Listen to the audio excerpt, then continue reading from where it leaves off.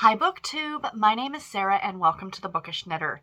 Today I am coming to you with my weekly reads video. This is for week number 17 and it is April the 25th through May the 1st, 2021. So welcome everyone. Thank you so much for spending some time with me today while I sit here and share books with you guys. So this was a really good reading week for me.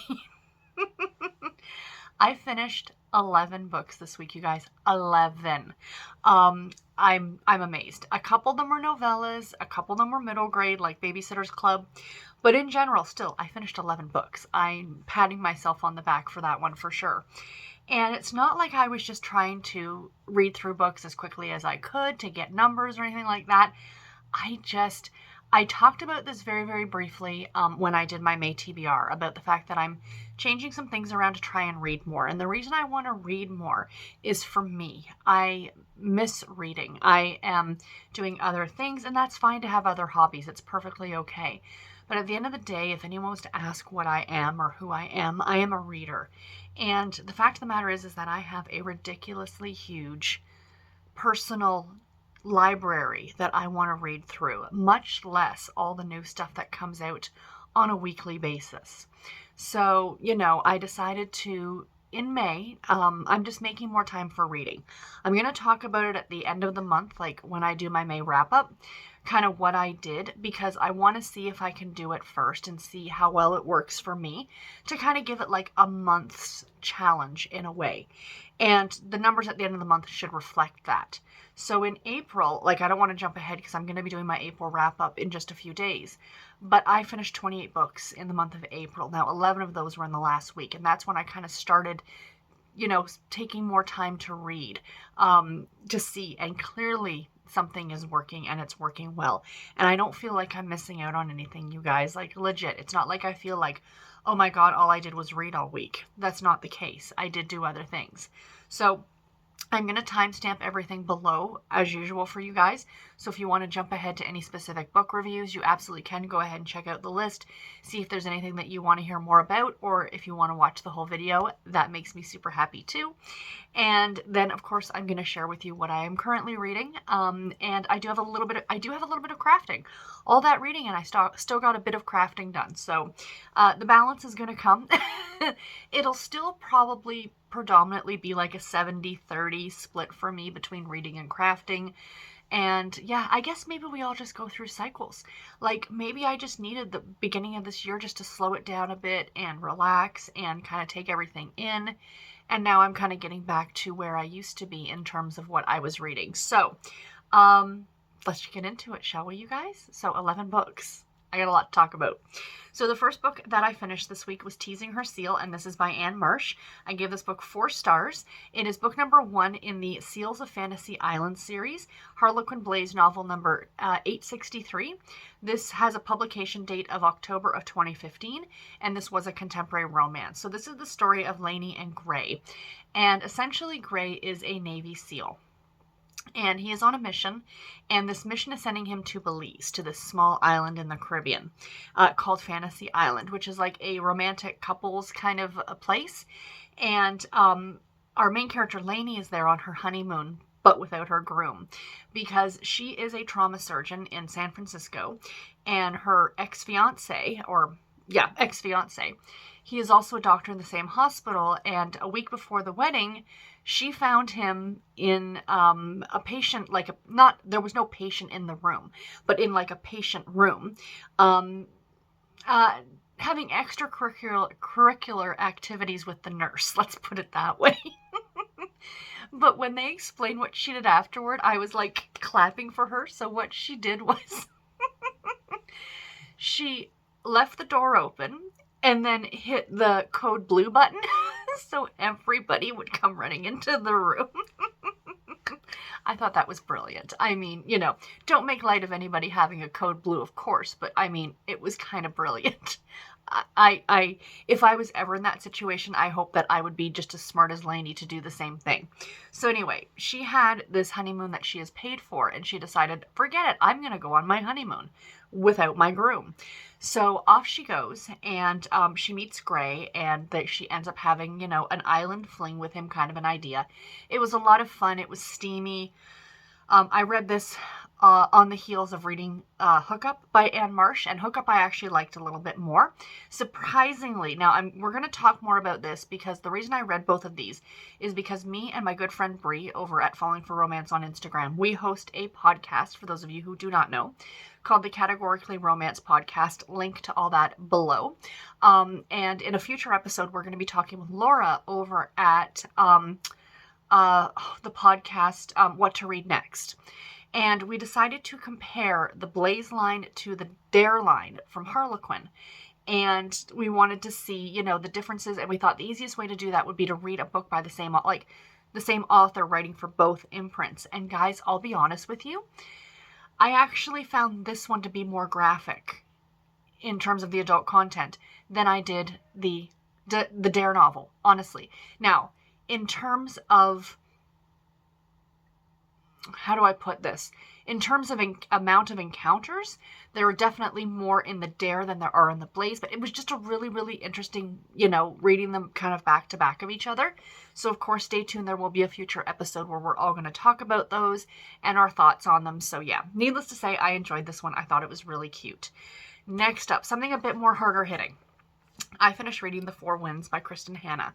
This book, guys, I gave it 5 stars. This was fantastic. Publication date on this one is February of 2021. It is, of course, a historical fiction novel, and I did listen to this on audio, even though I do have a hard copy, and it was narrated by Julia Whalen, and she did a brilliant job narrating this book, I have to say. So, thoughts on this one? Yeah, I just... This was not an easy book to get through, let's be real. This was a sad book. It seems like every time our main character turns around, something else bad happens. So, for those of you who do not know, a quick explanation about what this book is about. It's about a woman by the name of Elsa and her 2 kids, Lenorda, is that how you... Loretta, excuse me, I can't read, and Anthony, also known as Ant. And the story starts off, in the early 1920s when this small town in Texas that they live in is very affluent, and she comes from a very well-to-do family, and then she finds herself pregnant, and her parents pretty much disown her and drop her off at the home, or this ranch, or farm, or whatever you want to call it, that is owned by the parents of the boy who knocked her up, essentially. And she is then told, you're going to live here. And she didn't want to ruin his life. And then as time goes on, they end up having the second child. And she kind of gets used to working on the farm. She was like the daughter, again, of a fairly well-to-do family. She didn't really have to do chores. She didn't have to do any of those things to turn around and then spend her time living on the farm. So then as the years go by, we get into the 1930s. And of course, anyone who knows history knows what happened in the 1930s, the Great Depression. During that time as well, something called the Dust Bowl happened, which is something that I was not familiar with. Being Canadian, it's not something that was really discussed. I knew about the Great Depression because it happened here as well. However, what happened with the Dust Bowl, I didn't know, and I didn't know what it all entailed. So, quick explanation for those of you who might not know, is that these farmers who grew wheat were tilling up the soil so much that it actually ruined it. So the Dust Bowl was actually man-made, unintentionally man-made. So they would have these great dust storms, and they couldn't grow crops, and people were starving. So, coupled with the Great Depression, there was also this going on in West Texas, like the Texas Panhandle, along with, I think it was Alabama and Oklahoma. So the story is then of our main character, Elsa, and her 2 children trying to figure out how to live and get by, and then they make a decision to go to California because they've been told that it's supposedly like, the land of milk and honey kind of an idea. And like I said, bad things befall her every step of the way, but for anyone who has family who lived through the Great Depression, it was not a happy time. I mean, most people were struggling. Most people couldn't put food on the table. Most people, there was a reason it was called the Great Depression. Like, I'm not trying to make light of it, but I think you guys know what I'm saying. This was a sad time in history. And yes, it does seem like it was thing on top of thing on top of thing that happens to her. However, I think that it was very accurately portrayed. I think that in some instances she actually made out quite lucky. Like, she would fall into incidences that would happen that would kind of help her a little bit. And then, of course, it was like one step forward, two steps back kind of an idea, right? She was actually, all things considering, if you read about some of the other characters, she was a bit more well off in terms of fortune. Like, I don't want to use the term good fortune, but like, for example, she had a working vehicle, and most people did not. They walked to California from Texas. Or, and then coming through the Mojave Desert, there's a whole scene about that, and it's just heartbreaking. Like these families who try to do it by, like, go on foot. So what makes a great historical fiction novel for me is because I am such a history buff. I love history. I love all aspects of history. Anyone who's into podcasts, if you like podcasts and you're a history buff as well, check out the Stuff You Missed in History Class podcast. It is one of my favorites. It's like little, not well-known bits of history, and I love it. But again, what I love about a great historical fiction novel is that as I was listening to this, I would stop what I was doing and I would go on my laptop and I would start like Google searching like the Dust Bowl, or they talk about Black Sunday, which was like this huge, huge dust storm that happened. And like, I know Ken Burns did a whole documentary on this, and you know what? I would legitimately love to watch it, but I can't view it here in Canada. It's on Amazon Prime in the States, but not here in Canada, so that really makes me upset, but whatever. But there are still people, or up to the fairly recent past, there were people still alive who lived through this. And I think that that's what makes it extra interesting to me. So yeah, if you have not picked this one up yet because, you're worried, do know, like, it's not a criticism. It is not an easy book to get through. It is sad. And I did cry at the end. Same as her other one, The Winter Garden. I did cry at the end. So like I said, I did listen to this on audio. I was able to get a copy from my library, but I am glad I own a physical copy because this is definitely one I will reread at some point, because I think it's books like this deserve to be reread a couple times, because I think you just pick up more and more the more you read through them. But yeah, this was absolutely fantastic and I cannot recommend it enough. So the next book, I just had to look at my camera. I'm like, am I even recording? Yes, I am recording. Okay, good. The next book that I finished, something a little bit different, I needed something a bit lighter, was Their Second Chance Baby by Tara Taylor Quinn. This book I gave 3.5 stars to. It is book number 6 in the Parent Portal series. It's Harlequin Special Edition number 2832. This was published in April of this year, so just last month. And it is, of course, a contemporary romance. This is also Tara Taylor Quinn's 100th book, and I read this in print book format, just like this, because, of course, I had this copy. And I was fortunate enough that Tara Taylor Quinn herself actually sent me this. And I didn't realize until I was going to read it, but I just have to share. This has nothing to do with the book. But guys, she signed it to me. I didn't even realize that until I was going to read the book. I was so thrilled. So anyway, the story, 3.5 stars. Like I said, I enjoyed this one. So this is the story of Annie and Seth, and theirs is a very interesting relationship. So the Parent Portal series is about a fertility clinic, and all of the stories within this series are about people who have been patients at this fertility clinic. So essentially, Seth and Annie were married 10 years ago, and he is a JAG officer in the military, and she is a police officer. So she was in the military briefly. She went to the military to essentially pay for her schooling. And then when she got out, she decided to join kind of like the police force and become a police officer because she was very interested in that. This was around the time that they'd just been newly married. So Seth had major issues with that because his own mother died she was a police officer, his mother, and she died in the line of duty. And they were trying to start a family, and they had put together some embryos in the event that something should happen, right? So anyway, they ended up divorcing because he couldn't handle her job, and he couldn't handle, being married to a woman who might die in the line of duty, or, what if they became parents and she passed away, that kind of thing. So anyway, 10 years go by, and she really wants to start a family. So she is about 38 years old at this point. And what I really loved about this is that the characters were older. Like, they were not people in their 20s. I love the fact that, like, I think he was 40 and she was 38. So I really love that representation in here.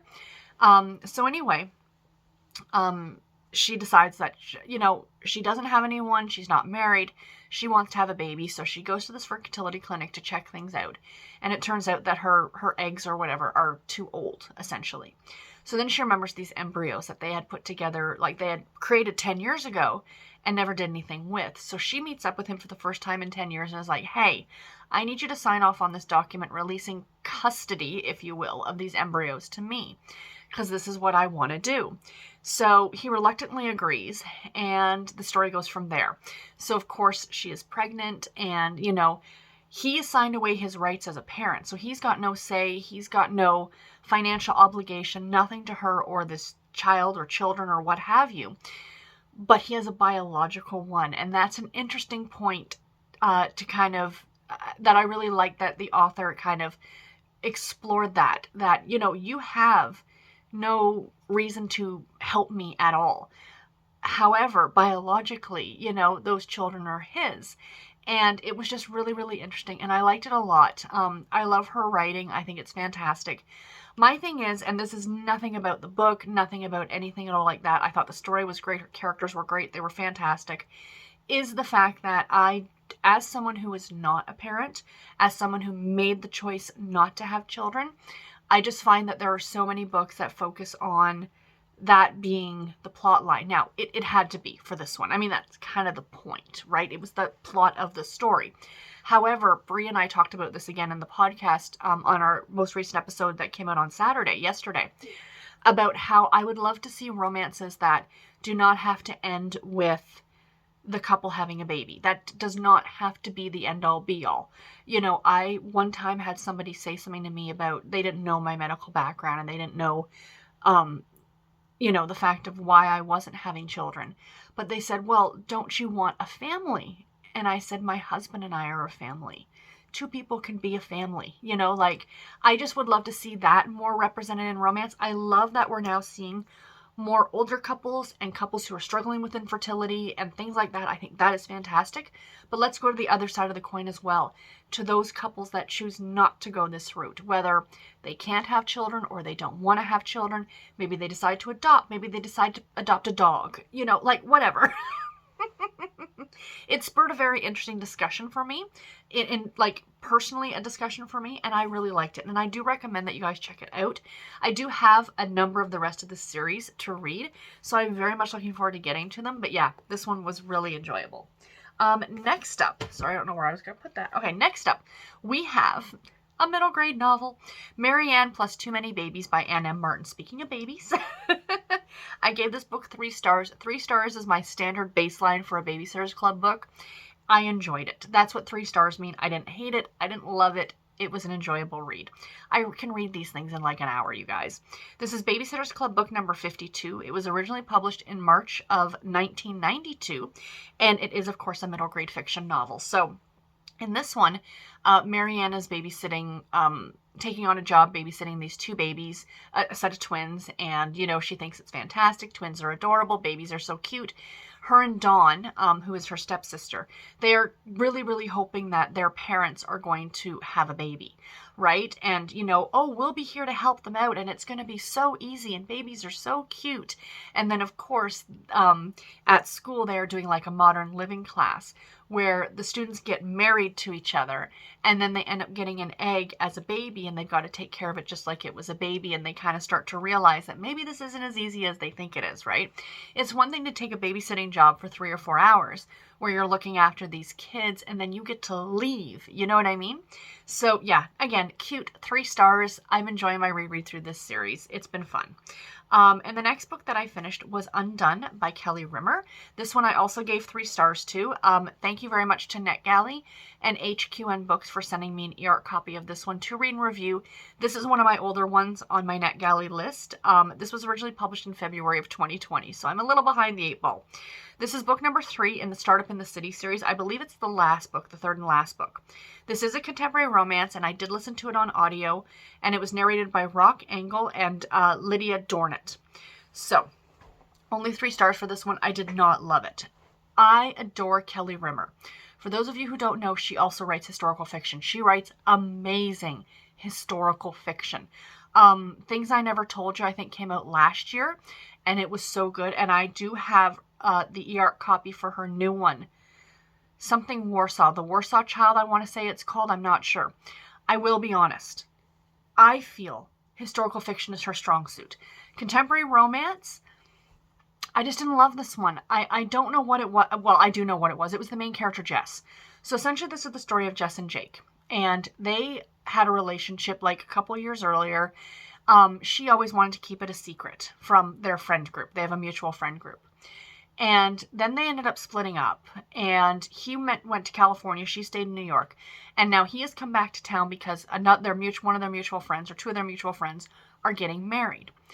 So, of course, the relationship kind of picks up from there. And you learn a lot of backstory into Jess's past on what happened to her when she was much younger and all these things. And I did feel sorry for her. I really, really did.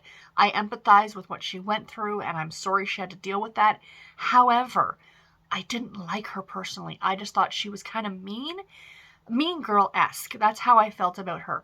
He was an absolute sweetheart, but right from the get-go, I just didn't like her. And I think that really set me off right from the beginning. And I could never really get behind her or get behind their relationship. I do have to say, as I was just saying with the Tara Taylor Quinn book, what I loved about this one is that, I won't get into the reason why, but she can't have kids. And they were fine with that.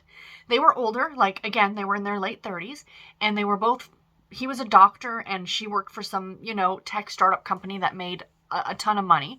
So they weren't hurting financially, but they decided that they're okay with not having kids. They adopted a couple dogs, a couple cats, and they were just going to enjoy life together. And I loved that. I loved that. That's what I want to see represented more at the end of these, like some of these romances. They all don't have to be about the person getting pregnant and having a baby. It can be just I'm happy as we are, and we do not need anything else to make us happy. Does that make sense? Essentially, I want to see my life represented a little bit more at the end of the day. Not that my husband's a doctor and I have millions working for a startup company, but we have a couple cats and we're very content. Do you know what I mean? I think you guys know what I'm saying. But yeah, so while I didn't absolutely love this one, I didn't hate it. However, I really think I'm going to stick more with Kelly Rimmer's historical fiction works because I think that they are a lot better. The next book that I finished was one that wasn't on my TBR. I'm all about like the babies for some reason this week.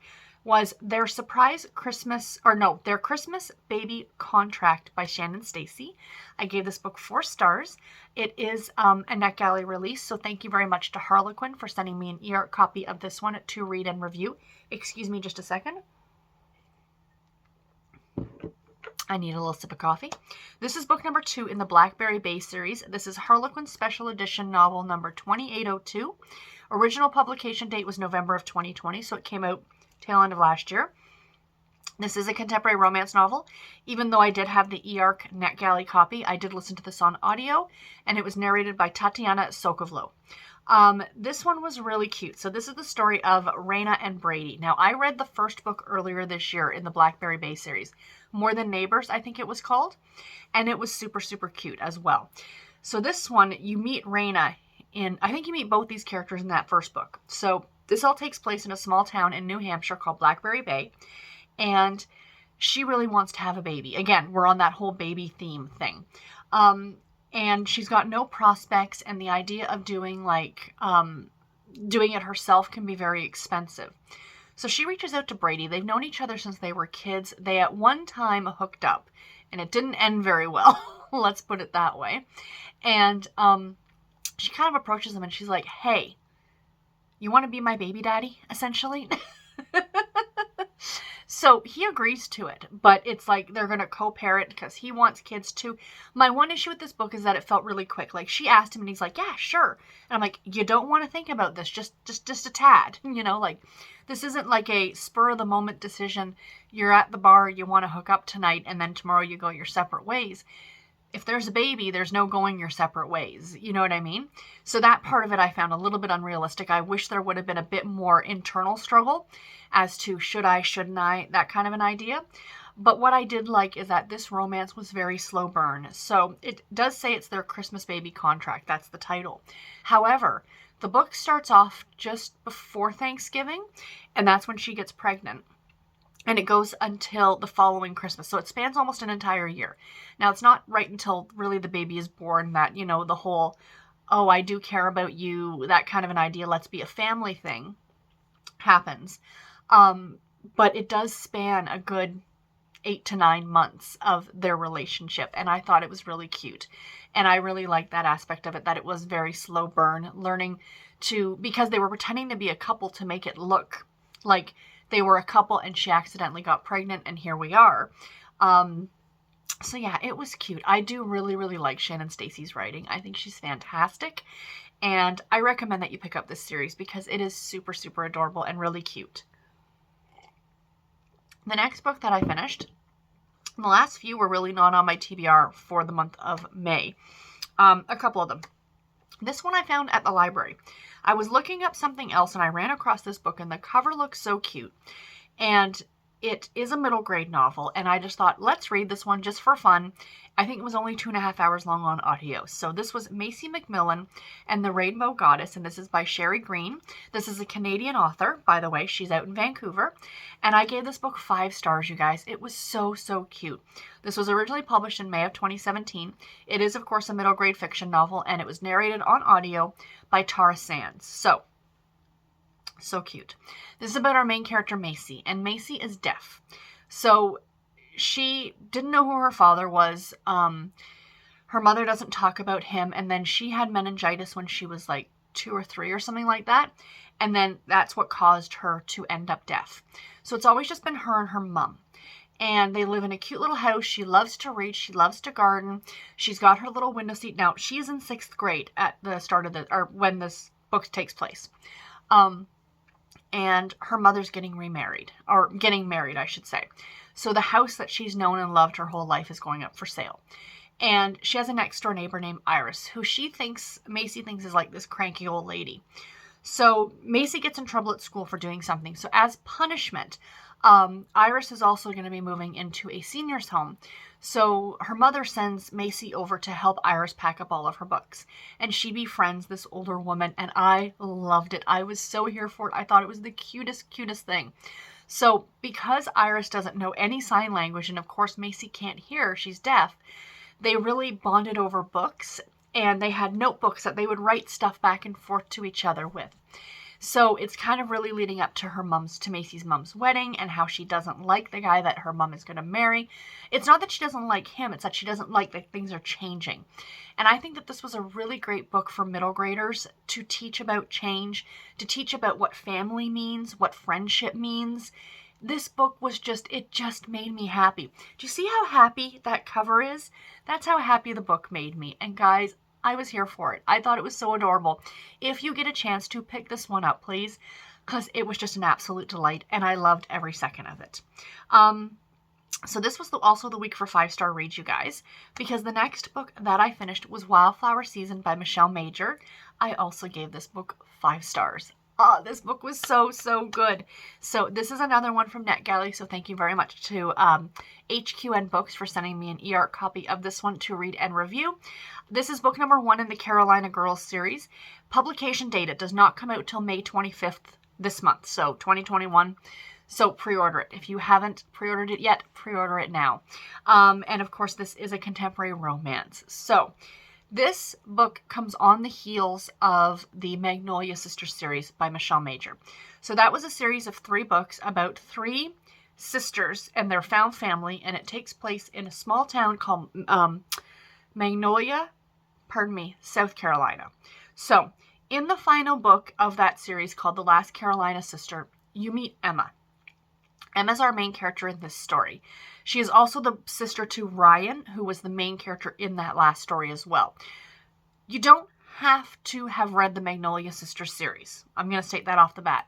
However, It's just so enjoyable. You should go and read it anyway. You guys have, as of today, you've got 23 days until this book is released. So go read the first 3 books in the Magnolia Sisters series.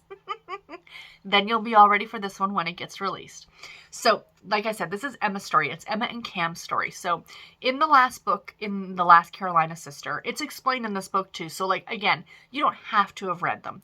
But Emma had bought this old dilapidated house. And it was kind of this really famous guy in town. He's explained a little bit. He was a famous patron. He passed away. And his house went up for sale. So Emma decided to buy it, and she's turning it into an inn or a bed and breakfast, the Wildflower Inn.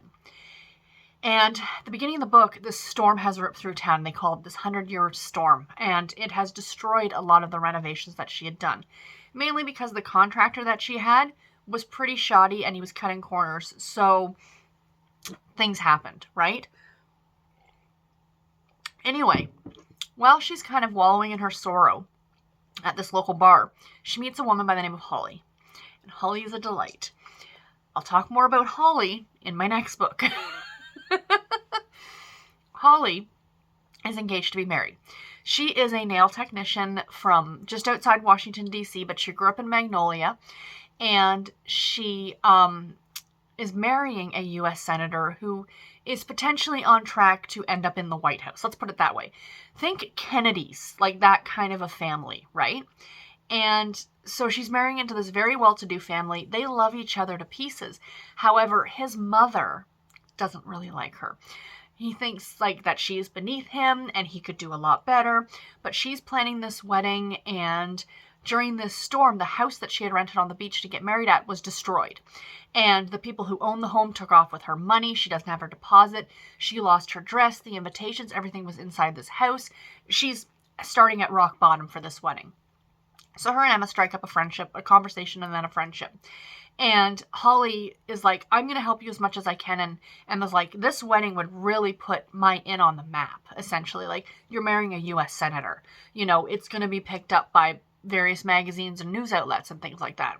So they kind of work together. So Holly reaches out to her she reaches out to her brother-in-law, Cam. Now, Cam was married to Holly's sister Dana, but she died 5 years earlier. And since her death, Cam has not left his house. He does fishing charters just into the ocean, like, you know what I mean? Like, he does fishing charters. That is all that he does, and he goes home. He's very, very, very rarely seen in town. He doesn't even own a cell phone. It's kind of a running gag throughout the book that he doesn't have this cell phone. Not a gag, but it's a running kind of thing. And it's the relationship between him and Emma, and I was here for it. It was so cute and so sweet, and there were so many great references to music and stuff like that. There's this great, I actually highlighted it and posted it up on Instagram on Friday, because it actually brought tears to my eyes a little bit, because he's outside, and it was like 9 o'clock at night, and he's like hammering or sawing something, and she comes out and she says to him, it's 9 o'clock on a Saturday, and then or 9 p.m. on a Saturday, and then he does the next line to the song, which is Piano Man by oh my gosh, Billy Joel. So they have this little back and forth with the song Piano Man, and that's a song that my dad always used to hum all the time, and I had to stop reading the book to compose myself for a second, and then I had to listen to the song on Spotify. But it's stuff like that. And then there's a scene at the very end of the book. I don't want to give away too much, but it's about cell phones, and there's a great exchange with texting and autocorrect that is hilarious. So yeah, this book just made me so happy. It was so cute, so sweet. I loved Emma and Cam. And I love the other 2 characters that you meet that are going to be the next 2 books in the series, Angie and Marilla, I believe is her name. So yeah, I am really looking forward to the next few books. I think the next one comes out later this fall. So I am really, really looking forward to it. But you need to pick up this one in the meantime. Now, that being said, at the end of that book, there was a novella that was included. And that novella is the next book that I finished, and it's called The Carolina Promise, again by Michelle Major. I gave this one 4 stars. This is book number 0.5 in the Carolina Girls series. So at first I would say you'd read this one first, but no, you can read it after. I think personally it works better if you read it after the first book, and I'll explain why in just a minute. Publication date on this one is also May 25th, 2021, because it's actually May 1st. So you can pick up this novella now. You can buy it on ebook. But I recommend maybe you wait and read it after you've read Wildflower Season. It is, of course, a contemporary romance, and this is Holly and Brett's story. So the reason I say you should read it next, the second book, because this book is only about 30, 40 pages long. It's not very long at all. It's essentially their relationship, like how they first met and then how they started seeing each other, and the first instance she had with his mother and how the mother really doesn't like him, and then to how they got engaged, to leading up to where we are at the start of Wildflower Season.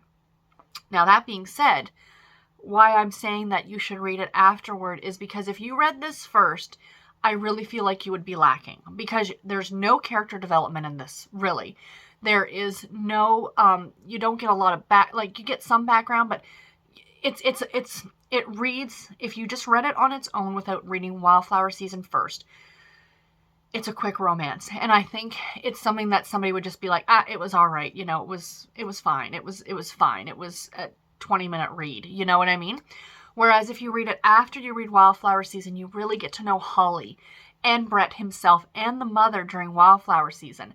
So I think it just brings more to the table if you go ahead and then read this afterward, because you really have gotten to know Holly, and now you're kind of getting their backstory, and that's what I really loved. So again, Wildflower Season, then read this one. That's just my opinion. Do with it what you will. Sorry, I keep glancing out the window. The neighbors behind us have one of those like pizza smoke chimney doohickeys. They don't use it for pizza. They burn garbage in it, and all I can see is smoke. So I was a little concerned. But I think all is fine. The next book that I finished, gosh, this video is going to be long, sorry you guys, is another middle grade. This was Kristy for President by Ann M. Martin. I gave this one 3 stars as well. Book number 53 in the Babysitters Club series. Original publication date April of 1992. This was, of course, a middle grade fiction novel. This was cute. Kristy, who is the president of the Babysitters Club, decides to run for president of the 8th grade, and she just kind of realizes that maybe you don't need to do all the things. Like, she babysits. She's trying to do well in school. She coaches a softball team. She's, of course, the president of the Babysitters Club. She is thinking about being president of the 8th grade, and how she kind of comes to realize that maybe enough is enough, and, you know, sometimes you just need to just stop and slow down, and you don't need to do all the things. It was cute. It was fun. Again, I am enjoying rereading through this series. It was fun. And the last book that I finished this week was not this whole book. It was not this. I am showing you this because it's in here. So it was another novella. It was actually my first read for the month of May. And that book is Virgins by Diana Gabaldon, which is actually book 0.5 in the Outlander series. You can buy it on its own. The cover looks like this if you just pick up the e-copy on its own, or digitally. You can just listen to it digitally on its own. Or if you pick up 7 Stones to Stand and Fall, it's contained in here. Also, if you pick up the audiobook, which is what I own the audiobook of this one, you can also listen to it just on its own as part of this audiobook. So this is a great, for those of you who are fans of Outlander who have not picked this one up, this contains 7 short stories that take place within the Outlander universe. So what the great thing is at the very beginning of the book, she lays out, Diana Gabaldon lays out exactly where these books fall within the series. It's in the introduction here. So it'll tell you the Outlander series. She says the Outlander series includes 3 kinds of stories. The big, enormous books of the main series, which have no discernible genre, or they're all the genres, which I completely agree with. It's really hard to pigeonhole the Outlander books into a specific genre. The shorter, less indescribable novels, which are more or less historical mysteries, although dealing also with battles, eels, and assorted sexual practices. And the bugles, these being shorter pieces that fit somewhere inside the storylines of the novels, much in the nature of squirming prey swallowed by a large snake. These deal frequently, but not exclusively, with secondary characters, are prequels or sequels, and or fill in some of the storylines. So then she breaks down this book, then this book, then this book, then this book. You know what I mean? So this is a great way to have this, to know. And the reason I decided to read this, Virgins, was because I did just find out late last week that book number 9, I'm a little bit behind the 8 ball, but book number 9 comes out at the end of November. Go Tell the Bees That I Am Gone, I believe it's called.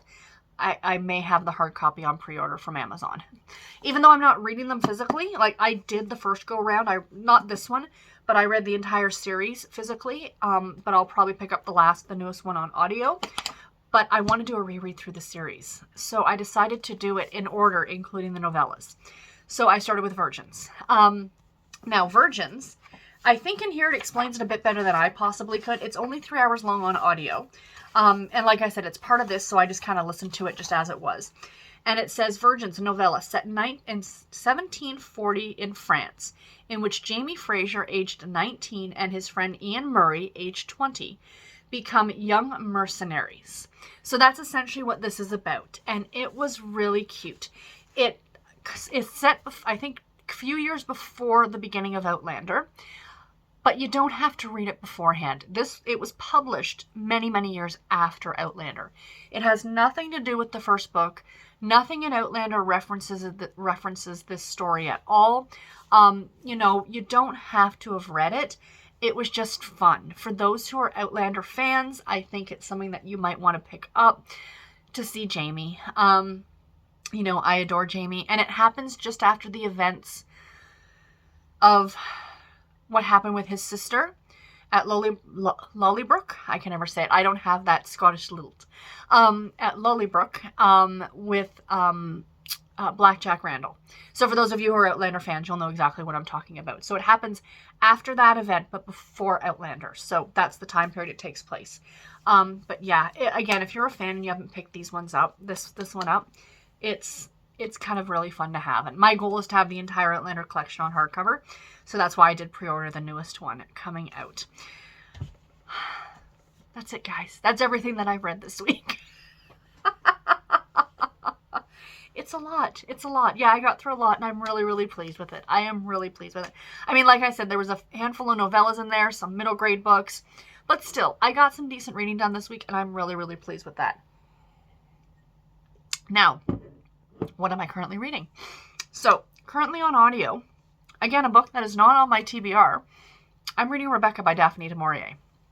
So the reason I'm reading this is because I am participating in the Pass the Parcel Challenge with the Romance Readers Reading Group on Goodreads. This is a team challenge. A group of people get together, and every week you're given a new prompt, and you need to read a book featuring that prompt.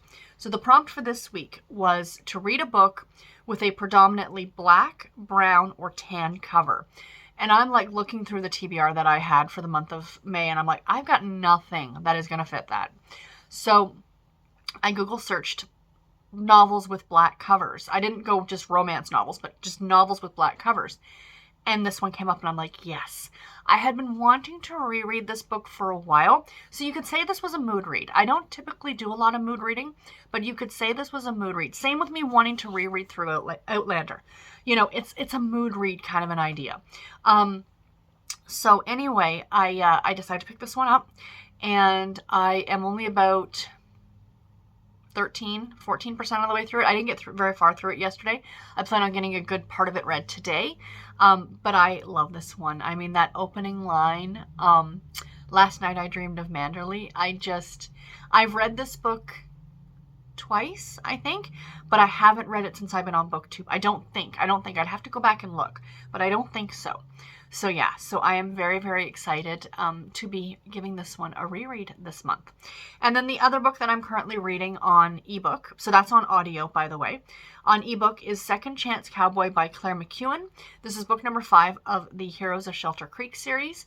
And this is a second chance cowboy romance, which is all the things that make me happy. And it takes place in a small town. So it's like you're just checking all the boxes for me. This is a Harlequin heartwarming novel, meaning that it is a clean romance, if you want to call it that. And yeah, so far I'm really enjoying it. I'm about 30% on the way through it. I'd like to get it done today, if at all possible. So that's all the reading stuff. Let me quickly show you what I've been crafting. The only thing that I've been working on is my cross stitch, and that's going to be my goal for the rest of the month, like the rest of May. I think I talked last week that I'm participating in something called Stitch Mania, where my goal is to try and get 200 cross stitches a day, like to stitch 200 stitches a day in various projects. But the first one I want to finish here is my Cozy Cafe, and this is by the Frosted Pumpkin Stitchery. So I didn't actually even pick this up until Thursday, and the only reason was because I was missing a color. And even though I could have gone around and done stuff around that color, it was kind of difficult to do that. I wanted to fill in the spots with the color I needed, so it's kind of hard to see what it is, but there's where I am now. So this one, for those of you who might be new, this pattern is a stitch along, which means that every month we get another piece of the pattern. So the first month in March, it was this one. It was Raspberry Mocha, which is kind of hard to see. There is a panda on that cup. And then this month's is Matcha, so the mug or the cup. Can you see that they're cherry blossoms? What I love about cross stitch is as you're stitching on the piece, you can start to see the picture emerge, and I think that's really fun. So I was missing some of these colors down in here, one of these colors, but these are cherry blossoms. So I'm working on this one. I'd like to get this one done today or tomorrow, and then I can pick up another one of my current works in progress. But yeah, I've been really enjoying it, stitching on this one. It's been a lot of fun, but that's really all that I've done this week in terms of cross stitch. So yeah, I'm happy with it. Hey, slow and steady wins the race is the way that I like to look at it. So yeah, so that's all that I've really been working on. So anyway, guys, longer video, about 45 minutes long. I apologize, but I had a lot of books to talk about, and that's why we're all here, isn't it? At the end of the day, is to hear about the books. Chat with me in the comments below. Have you read any of these? What did you think about them? And what are you currently reading? How did you do in April for your reading? And until my next video, everybody, take care and happy reading. Thank you all so much for watching. Bye, guys.